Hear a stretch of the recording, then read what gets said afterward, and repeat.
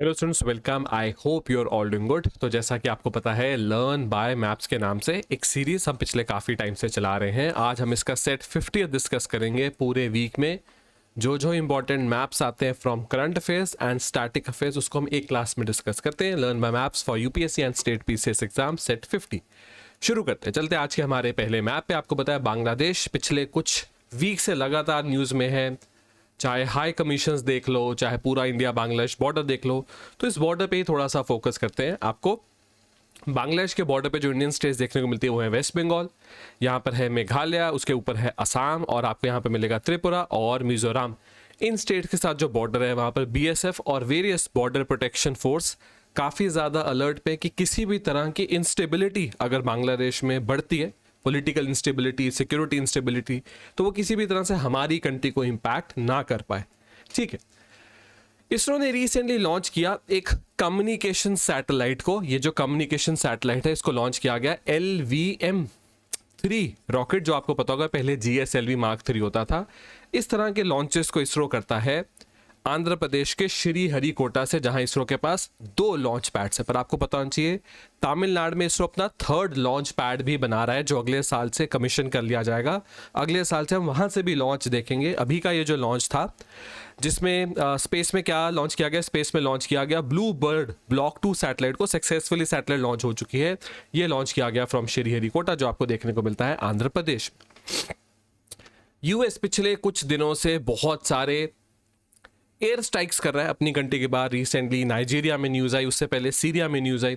अब क्या प्रॉब्लम थी यूएसए को सीरिया में, आपको पता होना चाहिए। सीरिया में एक टाइम पे एक काफ़ी खराब टेररिस्ट ऑर्गेनाइजेशन एग्जिस्ट करती थी, उसका नाम था ISIS, Islamic state of Iraq and Syria. आपने देखा होगा वो ब्लैक कलर के इनके फ्लैग्स होते थे। अबू बकर अल बगदादी नाम से एक इनका लीडर होता था। अब आइसिस खत्म हो चुका है, पर जो इसके मेंबर्स हैं उन्होंने छोटे छोटे ग्रुप्स बना लिए और अभी भी कुछ ना कुछ एक्टिविटी वो करते हैं। रिसेंटली यही हुआ, सीरिया में एक शहर था, उसका नाम था पल्मशर।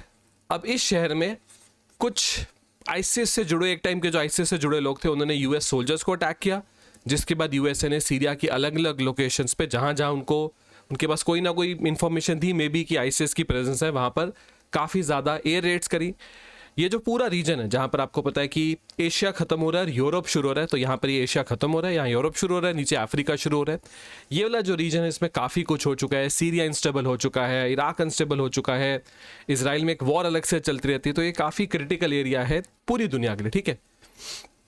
रिसेंटली इंडिया के प्राइम मिनिस्टर कुछ कंट्रीज़ के विजिट पे गए। वो इसी मैप में अगर आपको दिखाऊं, वो जॉर्डन गए, उसके बाद नीचे इथोपिया और फिर इधर ओमान। ठीक है। तो ओमान के साथ उन्होंने एक फ्री ट्रेड एग्रीमेंट या फिर कॉम्प्रिहेंसिव इकोनॉमिक पार्टनरशिप एग्रीमेंट को साइन किया। अब जो ओमान की लोकेशन है वो बहुत ही इंटरेस्टिंग है, आपको बहुत ही क्लोज देखने को मिलेगा गुजरात से। तो अगर गुजरात से एक फ्लाइट लेकर ओमान जाया जाए तो बस कुछ ही घंटों में आप आराम से ओमान पहुंच जाओगे, जिसको हम ये मिडल ईस्टर्न रीजन भी बोलते हैं। ओमान की कैपिटल है मस्कट। ठीक है, ओमान की कैपिटल है मस्कट। बाकी आपको पता नहीं चाहिए, इसी मैप में अगर हम देखें तो ये दिख रहा है, इसको बोलते हैं हॉर्न ऑफ अफ्रीका। ये सोमालिया ना, जो इसको हॉर्न ऑफ अफ्रीका, एक सिंग जैसा दिखता है, इसलिए इसको हॉर्न ऑफ अफ्रीका भी बुलाया जाता है। ठीक है। क्या यहाँ पर कोई एक ऐसी कंट्री है जिसकी कैपिटल बहुत इंटरेस्टिंग है? ठीक है, कोशिश करो बताने की। What is the capital of Bahrain? ये बहरीन कंट्री की कैपिटल क्या है?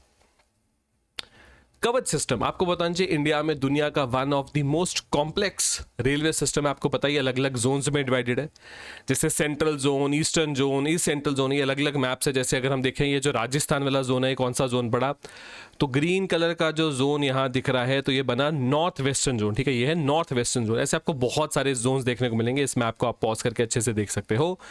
जैसे ये बना नॉर्थ ईस्ट सेंट्रल जोन। ठीक है, तो अपने आप में बहुत सारे जोन्स हैं इंडिया में, जिसमें इंडियन रेलवे डिवाइडेड है। बहुत लंबा ट्रैक है और इस ट्रैक को प्रोटेक्ट करना कि 2 ट्रेन आपस में टकरा ना जाए। जैसे अगर आपको याद हो, पिछले साल कोरमंडल एक्सप्रेस जो ट्रेन एक्सप्रेस एक्सीडेंट हुआ था, वो बहुत ही खराब था।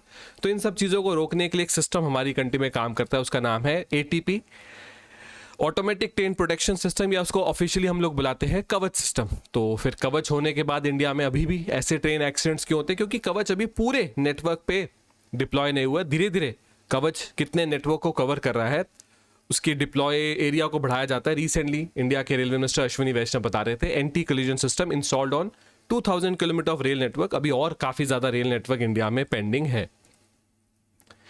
अरावलीज, आपको पता है अरावलीज कितनी ज़्यादा न्यूज़ में थी। एक नई डेफिनेशन जो सुप्रीम कोर्ट के द्वारा भी अब अप्रूव कर दी गई है कि भाई 100 मीटर या उससे ऊपर वाली पहाड़ी को ही अरावली का पार्ट माना जाएगा। बाकी के साथ क्या होगा वो क्लियर नहीं, क्या वहाँ पर माइनिंग अलाउ कर दी जाएगी नहीं होगी वो इतना क्लियर नहीं, ठीक है। पर कुछ रिपोर्ट्स जैसे एक इंडियन एक्सप्रेस की रिपोर्ट के हिसाब से अगर इस डेफिनेशन को फॉलो किया जाए कि 100 मीटर से ऊंचे वाली पहाड़ी ही अरावली होगी, तो अभी जो करंट अरावली का मैप है इसमें से 90% पहाड़ी इलाका तो अरावली बचेगा ही नहीं, और उसके बाद वहाँ पर किस तरह की वायलेशंस होगी क्या होगा वो क्लियर नहीं है, जिस वजह से हमें बहुत सारे रिएक्शंस देखने को मिले पूरी कंट्री से। तो अरावली जो इतनी ज़्यादा न्यूज़ में है, one of the oldest mountain range of the world इसको बोला जाता है। इसकी एज में जो रेंज दी जाती है 2.5 बिलियन ईयर से लेके 1.7 बिलियन ईयर्स के बीच में इसकी कहीं एज हो सकती है। मतलब 2.5 बिलियन इनका सोचो, मतलब हुआ 250 करोड़ साल पुरानी इसकी एज हो सकती है। तो बहुत ही इंपॉर्टेंट है कि कंट्री, जुडिशरी, लोग ध्यान रखने अपने इस नेचुरल हेरिटेज का, और कोई भी ऐसी चीज़ ना हो जिससे यहाँ पर इलीगल माइनिंग जो ऑलरेडी हो रही है वो और बढ़े सको। जिस भी तरह की इलीगल माइनिंग है उसको हम और ज़्यादा रोक पाएँ, ये हमारे यहाँ पर टारगेट होना चाहिए।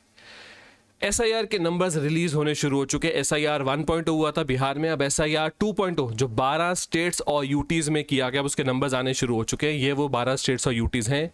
सबसे इंटरेस्टिंग नंबर होगा यूपी का। अगर आप देखो जैसे तमिलनाडु में ऑलमोस्ट 1 करोड़ लोग वोटर्स का नाम SIR के बाद इंक्लूड नहीं किया गया। तमिलनाडु में 7.4 करोड़। यूपी में जो मैं पढ़ रहा था नंबर 2 करोड़ के आसपास हो सकता है। जिन लोगों का नाम SIR से निकाला जाता है उसके पीछे रीज़न क्या होता है? रीज़न होता है काफ़ी लोगों की डेथ हो चुकी होती है पुरानी लिस्ट के मुकाबले अभी में जो वोटर लिस्ट है। बहुत सारे लोग अपने एड्रेस पे एब्सेंट होते हैं या शिफ्ट हो चुके हैं, मे बी वो उस विधानसभा में, जैसे तमिलनाडु में काफ़ी सारे लोग अब रहते ही नहीं, मे बी वो गुजरात में, यूपी में या वेस्ट बंगाल में शिफ्ट हो चुके, तो उनकी विधानसभा का वोट अब उन स्टेट्स में बनेगा, ठीक है। तो ये कुछ बड़े नंबर्स होते हैं जिसके थ्रू SIR में लाखों नाम अभी के लिए निकाले जा रहे हैं, या फिर हम कह सकते हैं कि SIR को ज़्यादा एक्यूरेट तरह से बनाया जा रहा है। SIR के थ्रू वोटर लिस्ट को ज़्यादा एक्यूरेटली बनाने की कोशिश की जा रही है, ठीक है। ब्रिक्स आपको पता होना चाहिए, Brazil, Russia, India, China, south Africa, इस तरह से ब्रिक्स ये 5 कंट्रीज में शुरू हुआ था। अब तो ब्रिक्स की कंट्रीज भी बढ़ गई हैं, Brazil, Russia, India, China, south Africa. ये 2010 में जो ओरिजिनल ब्रिक्स मेंबर्स थे, उसके बाद उसमें मेंबर्स कौन बन चुके हैं? Egypt, Ethiopia, Iran, UAE, Indonesia, ये तो मेंबर्स बन चुके हैं। फिर इसकी पार्टनर कंट्रीज, इसमें बेलारूस, बोलीविया, ये जो पार्टनर कंट्रीज है ये भी आगे जाके ब्रिक्स का मेंबर बनना चाहेंगे। नाम नहीं बदलेगा, नाम उसी 5 ओरिजिनल कंट्रीज पे ब्रिक्स रहेगा, ठीक है। अब 2026 में इंडिया के पास ब्रिक्स की प्रेसिडेंसी भी है, तो इंडिया ब्रिक्स समिट को भी होस्ट करेगा।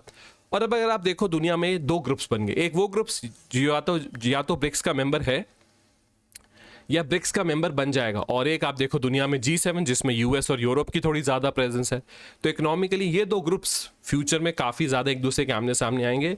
अभी के लिए ज़्यादा पावरफुल तो ऑफकोर्स ब्रिक्स है, क्योंकि इसके पास एक बहुत बड़ी पावर है अपनी पॉपुलेशन की। दुनिया में बहुत बड़ी पॉपुलेशन अभी के लिए तो ब्रिक्स के पास है, जो G7 की एक बहुत बड़ी कमी है, ठीक है। इसके साथ पूरे वीक में जो भी important maps from current affairs and static affairs important थे मैंने आपके साथ डिस्कस किए। ऐसे ही नेक्स्ट सेट 51 में हम लोग आगे के अपने मैप्स को कवर करेंगे। तब तक के लिए thank you and have a very successful day.